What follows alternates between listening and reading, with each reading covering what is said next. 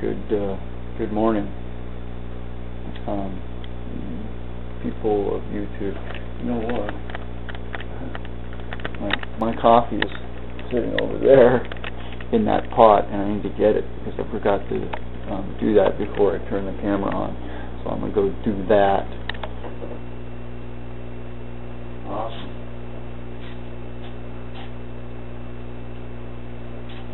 That's what I needed.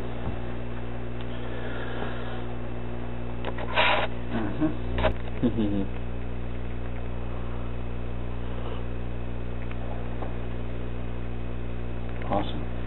Okay, so today the book is called Confessions of an Economic Hitman, and it's Hitman by John Perkins. Okay.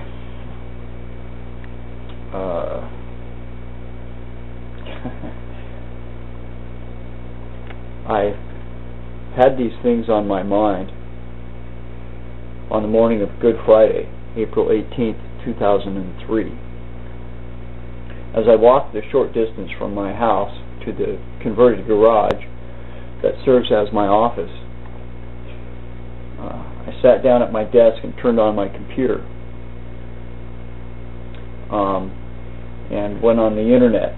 And as usual, I went to the New York Times website. The headline leaped out at me. It immediately transported me from my thoughts about the new realities of international finance, the national debt, and the euros back to that of my old profession. And the headline read, "The United States..." Oh, the old alarm clock. Or the gonna do the old 8-bong thing. The United States gives Bechtel a major contract in rebuilding Iraq. And the article said the Bush administration awarded the Bechtel Group of San Francisco the first major contract today in a vast reconstruction plan for Iraq. Farther down the page, the authors informed the readers that the Iraqis will then work with the World Bank and the International Monetary Fund, institutions in which the United States employs wide influence to reshape the country. Wide influence, that was an understatement. I linked it to another Times article and went to that article. The company, Bechtel, has ties in Washington, D.C., and it has ties to Iraq. I skipped through the first several paragraphs, which repeated much of the information from the previous article, and I came to this piece of information. Bechtel has long-standing ties to the national security establishment, CIA, FBI, that kind of a thing. One director is George P. Shultz, who was Secretary of State under President Ronald Reagan. Before joining the Reagan administration, Mr. Shultz, who also serves as a senior counselor to Bechtel, was the company's president, working alongside Caspar W. Weinberger, who served as an executive at the San Francisco-based company before his appointment as Defense Secretary. This year, President Bush appointed Bechtel's chief executive, Riley P. Bechtel, to serve as the President's Export Counsel. Here in these articles was the story of modern history, the drive to global empire in a nutshell.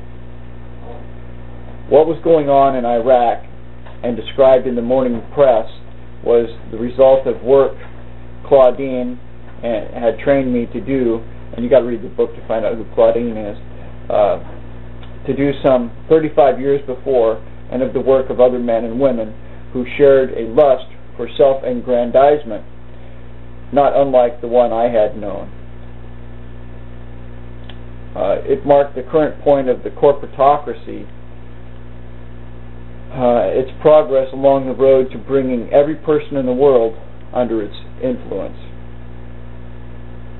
These articles were about the 2003 invasion of Iraq and about the contracts now being signed, both to rebuild the country from the wreckage created by our military and to build a new mold, and to build it anew in the mold of the modern, a westernized model. Yet without saying so, the news of April 18, 2003 also harked back to the early 1970s and the Saudi Arabian money laundering affair, known as by the acronym SAMA or SAMA. SAMA and the contracts flowing out of it had established a new irrevocable precedent that allowed and indeed mandated the United States engineering and construction companies and the petroleum industry to co-opt the development of a desert kingdom, which was in Saudi Arabia with that money laundering deal. In the same mighty blow, SAMA established new rules for the global management of petroleum, OPEC and so forth, redefined geopolitics, and forged with the Saudi royal family an alliance that would ensure their hegemony as well as their commitment to playing by our rules, or by the elite. As I read those stories, I could not help but wonder how many other people knew, as I did, that Saddam Hussein, who's now dead, because this was about 2003, how many other people knew, as I did, that Saddam Hussein would still be in charge if he had played the game by the same rules that the Saudi Arabians had? He would have his missiles and his chemical plants. We would have built them for him, and our people would be in charge of upgrading and servicing them. It would be a very sweet deal, the same as the deal had been in Saudi Arabia. Anyway, so maybe you might want to look into those subjects. This is a really good book, The Confession of an Economic Hitman. Good morning, YouTube.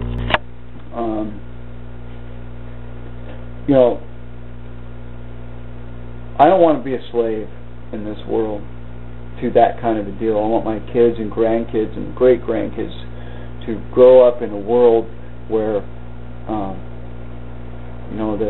the Constitution still holds its power, that they have freedoms, and that has come to an end, and people are dying all over the place because of the elites and their plans to stay in power with all this corporate control of resources and fucking markets and blah blah blah. Okay. Have a great day.